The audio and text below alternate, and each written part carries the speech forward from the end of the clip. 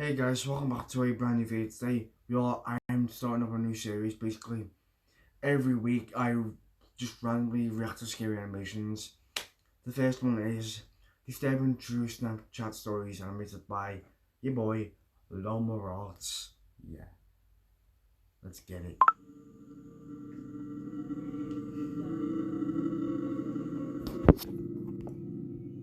This happened a week ago. Up until a few days ago, I went to a small, local gym in my now previous New Jersey town called Black Bear Fitness. One day, I had the misfortune of running into some skinny, awkward, yet creepy-looking kid, probably 18 years old. He didn't look like he belonged in a gym at all. I had headphones in and I was doing my set when I heard him saying something to me, but it was muffled by the music. I was already annoyed with this kid, given that he was breaking an unwritten rule of the gym. Don't try to talk to somebody when they're doing their sets. I took my time finishing my set, and then took my headphones out to ask if he needed something. Then he started acting like I looked familiar, but right away I knew this kid was just trying some pathetic attempt at making friends. I assured him I didn't, but the kid wouldn't stop talking to me. I'll skip most of the conversation, but eventually he actually asked me for my Instagram and Snapchat, weirdly enough, and for whatever reason I gave them to him. Instead of just saying something like, "Buddy, I'm trying to work out," or "I don't have social media." After I gave him my Snapchat and Instagram, however, I did kind of urge him to let me resume my workout. He finally seemed to get the message and walked away. Not without saying bye like 3 times though. If you guys want a part 2 of me reacting to That night I scary got a snap on my animations, phone saying "from Sean." I immediately sighed and said, "Oh no," mostly just pink wondering why the hell the kid would snap me. I opened the snap, and the kid was in a creepy, weird pose, face way too close to the camera, with his head resting in his hand and a half smile on his face. The text over the picture was "Hey" with 2 Y's. I muttered the words, "What the fuck?" For the record, I'm a guy, which made this even more weird. If that dude snapped the My thought process was, I've had enough of this loser already. I'm gonna remove him and make it clear I don't want to talk if I see him at the gym again. And so I did. I removed him minutes after he sent that snap. I'm sure not even a minute later, again a message popped up on my phone saying "Snapchat from Sean." I waited a few minutes before opening it. This one was even creepier. Now the kid was sitting up on his bed, no smile, more of a surprised, angry expression. The text over the image said, "Why did you remove me?" Now I went as far as to block him, meaning he couldn't snap me anymore. And that was that. I threw my phone on the desk and sighed out of relief. Half an hour later, my phone goes off, saying "Sean added you as a friend," and then Snapchat from Sean. He actually made a new account. I opened the snap and felt my heart drop. It was a picture of my front lawn. The text over it, "Answer me, bitch." The first thing I could think of was, how did he find my address? Then I realized, Snapchat made that new map feature that lets you see where your friends are. Somehow I had the balls to open the window to see outside. It was clear out there. I shut the window and the blinds and started considering calling 911.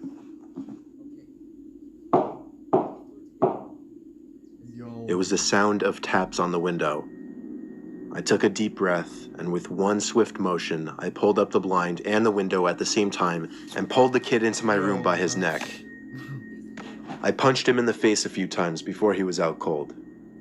Now I called 911. By the time they arrived, he was awake, cursing me out, promising he'd be back and kill me. The cops heard it all. I didn't even have to make a case. The kid was an idiot. Luckily, the timing of this worked out well because I just moved a couple days ago out of state. Only thing that worries me, I don't want to have to make a new Snapchat account, but anytime somebody new adds me on the app, I'll never know if it's secretly that Sean kid again.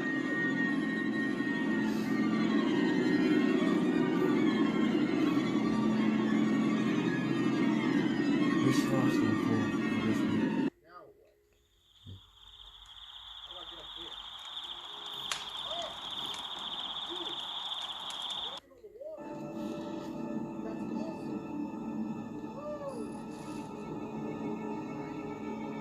This story took place a long time ago, back in 2002, when Craigslist was in its early years. Many wouldn't know, but back in those days, Craigslist was a lot different. It was a lot more so an online garage sale, or just a place where people would list old things that still had some value that they were willing to give away. I got a basketball hoop, a hockey net, and a spoiler for my car, all free in perfect condition in that same year. You'd be lucky if you found something like that these days. Anyway, me and my son were dying to buy a hockey net so we could practice in the cul-de-sac we lived in. For the record, this was before I got that free one I mentioned. Wouldn't you know it, on Craigslist there was an ad for a slightly used regulation-size hockey goal for only $50. It came with a puck and 2 slightly used hockey sticks. I still have a picture of that ad to this day. It seemed like the perfect deal, but he lived about 2 hours away.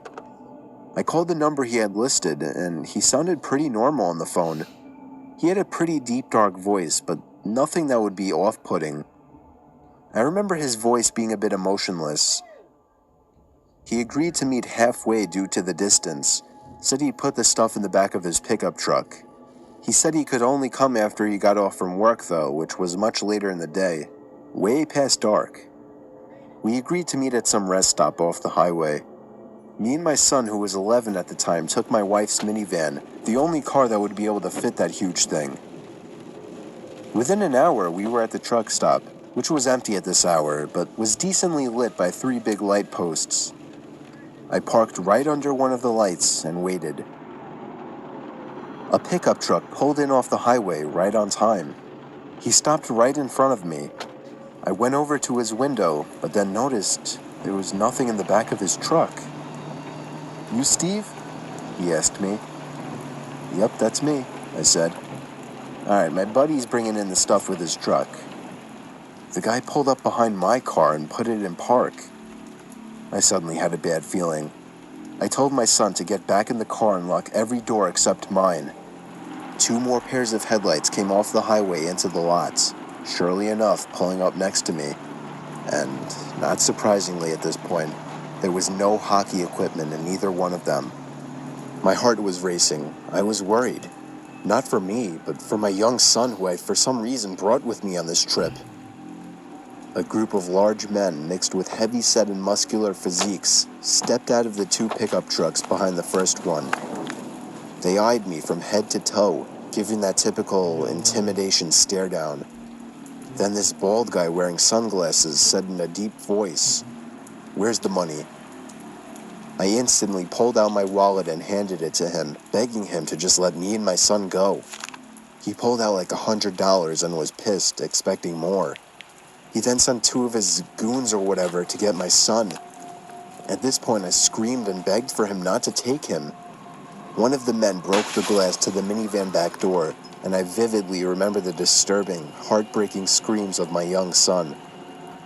What happened next was what I can only explain to be a miracle from God answering my prayers. A car was entering the lot from off the highway. All the men stopped and turned to look at it. As it got closer, my heart literally dropped in excitement as I saw it was a police car. The lights suddenly began to flash as he got close enough to see what was going on. All of the men were back in their trucks within seconds, speeding off down the highway. Well, at least 2 of them. The truck in the back was caught immediately by the police car, and backup arrived shortly. I explained everything to them, and they got the men that were caught to rat out on the others surprisingly quickly. I guess luckily the guys in the back truck weren't very loyal to whoever their leader was, if they even had any type of leader. Believe it or not, I had a police escort all the way home to make me and my son feel safer. I don't want to get into all the legal stuff, but I'll just say that all of those men except for one was caught, and I'm pretty sure that was the driver of the first pickup truck. Needless to say, my Craigslist days weren't over at that point, but I have always been much more protective of my son and much more cautious of Craigslist meetings since then.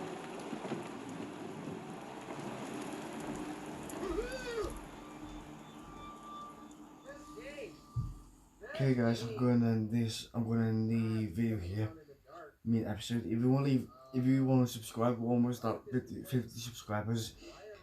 Sorry for the subscriber video delay. I might do it next week or tomorrow, I don't know. But if you guys want to do it, hit that like button, subscribe, and I will see you